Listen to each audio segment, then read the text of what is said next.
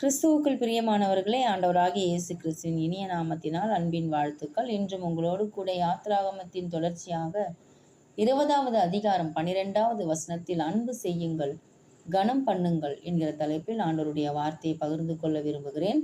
உன் தேவனாகிய கர்த்தர் உனக்கு கொடுக்கிற தேசத்திலே உன் நாட்கள் நீடித்திருப்பதற்கு உன் தகப்பனையும் உன் தாயையும் கனம் பண்ணுவாயாக. இதுதான் 10 கட்டளைகளிலே வாக்கு தத்தத்தோடு இணைந்த ஒரே கட்டளை. உன் வாழ்நாள் நீடித்திருப்பதற்கு இதுதான் வாக்குத்தத்தம். நீங்கள் அதிக நாள் வாழ விருப்பம் உள்ளதா? அப்படி என்றால் உன் தகப்பனையும் தாயையும் கனம் பண்ணுங்கள்.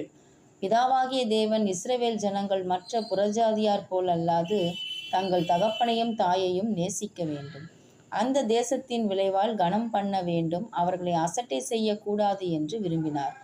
ஆனால் எதையும் கட்டளையாகவும் பிரமாணமாகவும் சூத்திரமாகவும் மட்டுமே தெரிந்த அன்பற்ற இஸ்ரவேல் ஜனங்கள் இதையும் ஒரு சூத்திரமாகவே செய்தனர். மார்க் 7:11 குர்பான் என்னும் காணிக்கையாக கொடுத்து ஒதுங்கிவிட்டனர்.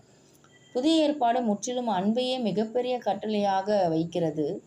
பழைய ஏற்பாடு கட்டளையே அன்பு என்கிறது. புதிய ஏற்பாடு அன்பே கட்டளை என்கிறது. மத்தேயு 23:23 மாயக்காரராகிய வேதபாரகரே, பரிசேயரே, உங்களுக்கு ஐயோ! நீங்கள் ஒற்றலாமிலும் வெந்தயத்திலும் சீரகத்திலும் தசமபாகம் செலுத்தி நியாயப்பிரமாணத்தில் கற்பித்திருந்த விசேஷித்தவைகளாகிய நீதியையும் இரக்கத்தையும் விசுவாசத்தையும் விட்டுவிட்டீர்கள். இவைகளையும் செய்ய வேண்டும், அவைகளையும் விடாதிருக்க வேண்டும். தகப்பனையும் தாயையும் கனம் பண்ணுங்கள். என்னை பொறுத்தவரை நம்மை பெற்ற தாயும் நம்மை வளர்த்த தந்தையும் மட்டும்தான் நம் வாழ்வில் போற்றப்பட வேண்டியவர் அல்ல.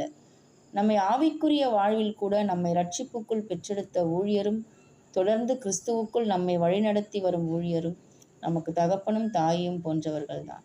அவர்களை கனவீனம் பண்ணி உலகையே ஆதாயப்படுத்தினாலும் அது ஆசீர்வாதமாய் இருக்குமா? உங்கள் பெற்றோரை கனம் பண்ணுங்கள். உங்களை ஆவிக்குள் பெற்று வளர்த்த பெற்றோரையும் கனம் பண்ணுங்கள். ஆமென். கர்த்தர் தாமே இந்த சத்திய வசனத்தை ஆசீர்வதிப்பாராக. ஆமென்.